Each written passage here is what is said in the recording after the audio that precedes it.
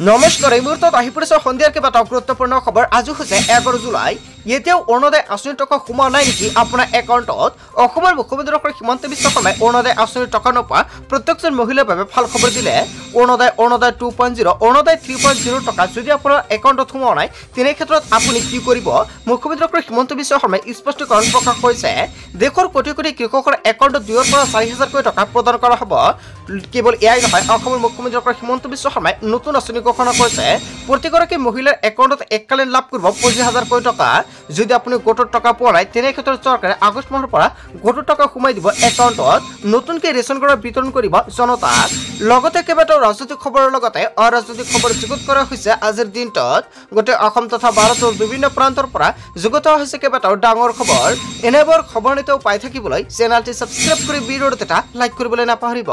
আজিৰ আমাৰ প্ৰথম গুৰুত্বপূৰ্ণ খবৰ হৈছে অসমবাসীৰ বাবে এটা ডাঙৰ খবৰ। আপুনি আপোনাৰ ধন পালেনে? এতিয়া চেক কৰক বেংক একাউণ্ট। যদি আপুনি এতিয়ালৈকে আপোনাৰ অৰুণোদয়ৰ ধন নাপালে, তেনে ক্ষেত্ৰত আপুনি কি কৰিব? যদি আজিলৈকে ধন সোমোৱা নাই আপোনাৰ একাউণ্টত, শীঘ্ৰে কৰক এইকেইটা গুৰুত্বপূৰ্ণ কাম। আজি লাখ লাখ মহিলাৰ একাউণ্টত জমা হ'ল চৰকাৰী ধন। অৰুণোদয় আঁচনিৰ প্ৰতিগৰাকী হিতাধিকাৰীয়ে লাভ কৰিলে চৰকাৰী ধনৰাশি। প্ৰতিগৰাকী হিতাধিকাৰীৰ একাউণ্টত জমা হৈছে 1,250 টকা। যদি আপুনি এতিয়াও ধন লাভৰ মেছেজ পোৱা নাই, তেন্তে শীঘ্ৰে আপুনি বেংকত যাওক আৰু বেংকত গৈ পৰীক্ষা কৰক আপোনাৰ একাউণ্টৰ টকাটো জমা হৈছে নে নাই। ধন জমা নহ'লে আপুনি দিব পাৰিব অভিযোগ। অভিযোগ দিয়াৰ বাবে চৰকাৰে মুকলি কৰিছে হেল্পলাইন নম্বৰ। হেল্পলাইন নম্বৰটো হৈছে 036122370554। নতুনকৈ অৰুণোদয় আঁচনি লাভ কৰা হিতাধিকাৰীৰ একাউণ্টত জমা হৈছে এই ধনৰাশি। বন্ধু-বান্ধৱীসকল, চৰকাৰৰ ফালৰ পৰা গুৰুত্বপূৰ্ণ সিদ্ধান্ত গ্ৰহণ কৰা হৈছে। যিসকল মহিলাই অৰুণোদয় 2.0, অৰুণোদয় 3.0 টকা পোৱা নাই, সেইসকল ব্যক্তিৰ বাবে এটা ডাঙৰ খবৰ। কোনটো আঁচনিত আপোনাৰ নামটো অন্তৰ্ভুক্ত হৈ আছিলে আৰু তাৰ বাবে চৰকাৰৰ ফালৰ পৰা নতুনকৈ এখন জাননী প্ৰকাশ কৰিছে। এতিয়া আপুনি বেংক একাউণ্টৰ জৰিয়তে আপুনি অতি সহজতে মোবাইল ফোনৰ জৰিয়তে চেক কৰিব পাৰিব আপোনাৰ একাউণ্টৰ টকাটো ট্ৰান্সফাৰ কৰা হৈছে নে নাই। এতিয়াৰ পৰা আপোনাৰ বেংকত যাব নালাগে, আপোনাৰ মোবাইল ফোনৰ জৰিয়তে আপুনি চেক কৰিব পাৰিব। কিন্তু কেনেকৈ চেক কৰিব, ৰাতিপুৱাৰ ভিডিঅ'ত সম্পূৰ্ণকৈ জনাই দিম। তাৰ বাবে সকলোৱে আগতীয়াকৈ চেনেলটি ছাবস্ক্ৰাইব কৰি ভিডিঅ'টো এটা লাইক কৰি দিব। তাৰপিছত অসমবাসীৰ ৰাজুক জনাইছো আমাৰ পৰৱৰ্তী খুবেই গুৰুত্বপূৰ্ণ খবৰ। লগতে ডাঙৰ খবৰ, উৎকট গৰমত ৰাজ্যৰ লাখ লাখ লোকৰ বাবে আহি গ'ল ডাঙৰ খবৰ। গৰমত আপোনাৰ অঞ্চলত বিদ্যুৎ নাই নেকি? এটা ফোন কৰোঁতে লাভ কৰিব বিদ্যুৎ। মুকলি কৰা হৈছে ফোন নম্বৰ আৰু হেল্পলাইন নম্বৰ। হোৱাটছআপ নম্বৰটো হৈছে 7575999666। ফোন নম্বৰটো হৈছে 1912।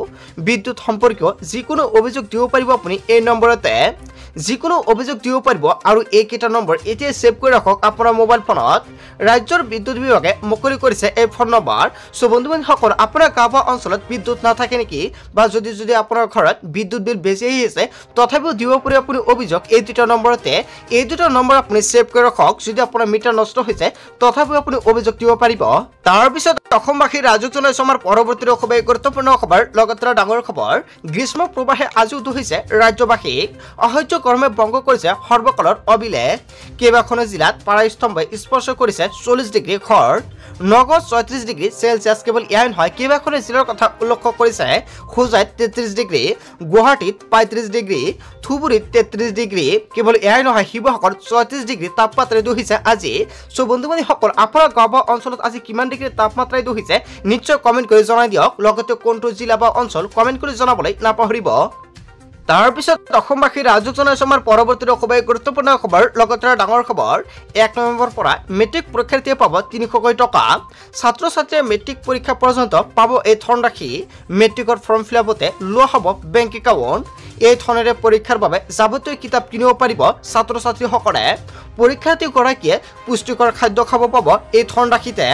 পৰীক্ষাৰ বাবে সাজু হ'বৰ বাবে পৰীক্ষাৰ্থীসকলৰ বাবে এই প্ৰদান কৰা হ'ব ধনৰাশি। হয় বন্ধু-বান্ধৱীসকল, যাতে পৰীক্ষাৰ্থীয়ে সাজু হ'ব পাৰে আৰু তাৰ বাবে চৰকাৰৰ ফালৰ পৰা এই টকা প্ৰদান কৰা হ'ব। মেট্ৰিক পৰীক্ষাৰ্থী 10 অক্টোবৰত ৰেজিষ্ট্ৰেশ্যনৰ শেষ কৰিব লাগিব আৰু তাৰ বাবে জাননী প্ৰকাশ কৰিছে। 1 নৱেম্বৰৰ পৰা মেট্ৰিক পৰীক্ষাৰ্থীয়ে পাব 300 টকা। আজিৰ ভিডিঅ'টো সকলোৱে বেছিকৈ শ্বেয়াৰ কৰি দিয়ক আৰু ৰেজিষ্ট্ৰেশ্যনৰ সময়ত আপুনি লাভ কৰিব এই টকা। আৰু ৰেজিষ্ট্ৰেশ্যনৰ সময়ত আপোনাৰ দিব লাগিব বেংক একাউণ্ট জমা, অন্যথা আপোনাৰ একাউণ্টত আপুনি এই টকা নাপাব।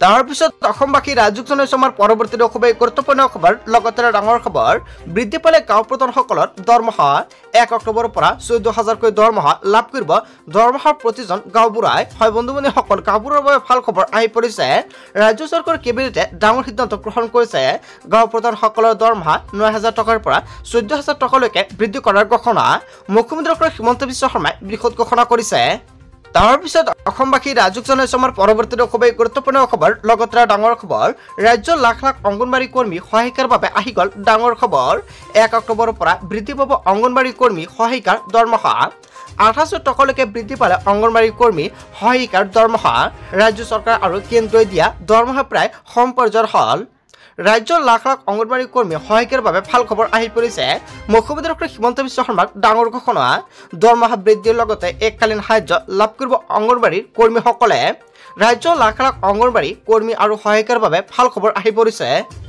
তাৰপিছত অসমবাসী ৰাজ্যক জনাইছো আমাৰ পৰৱৰ্তী খুবেই গুৰুত্বপূৰ্ণ খবৰ লগতে ডাঙৰ খবৰ কোনো কাৰণতে বন্ধ নহয় উচ্ছেদ প্ৰব্ৰজনকাৰী মুছলমানে কেতিয়াও অসমীয়া নিলিখে এজন সংখ্যালঘু মানুহে ব্ল্যাকমেলিং কৰে যে আমি অসমীয়া ভাষা নকওঁ বুলি মন্তব্য কৰিছে একাংশ লোকে ঘৰত অসমীয়া ভাষাত কথা নাপাতে কিন্তু পঞ্জীয়নত মিছা তথ্য দিয়ে বুলি মন্তব্য কৰিছে অসমৰ মুখ্যমন্ত্ৰী ডক্টৰ হিমন্ত বিশ্ব শৰ্মাই পিয়লত মিছা তথ্য দিয়াটো অপৰাধ 70% চৰৰ মানুহে বিগত পিয়লত মাতৃভাষা বঙালী বুলি লিখিছে আৰু দেখি গৰিয়ামৰীয়া জলহা পলহা তেওঁলোকেও অসমীয়া বুলি লিখে কিন্তু প্ৰব্ৰজনকাৰী মুছলমানে সদায় বঙালী বুলি লিখে বুলি মন্তব্য কৰিছে অসমৰ মুখ্যমন্ত্ৰী ডক্টৰ হিমন্ত বিশ্ব শৰ্মাই ইয়াত অসমীয়া নিলিখাটো বুলি নতুনকৈ ভাবুকি দি একো লাভ নাই হয় বন্ধু-বান্ধৱীসকল অসমৰ মুখ্যমন্ত্ৰী ডক্টৰ হিমন্ত বিশ্ব শৰ্মাই ডাঙৰ মন্তব্য কৰিছে ইয়াক লৈ উচ্ছেদ চলি আছে আৰু চলিবই কেইবাটাও ডাঙৰ মন্তব্য কৰিছে অসমৰ মুখ্যমন্ত্ৰী ডক্টৰ হিমন্ত বিশ্ব শৰ্মাৰ চৰকাৰে উচ্ছেদক লৈ কেইবাটাও ডাঙৰ ঘোষণা কৰিছে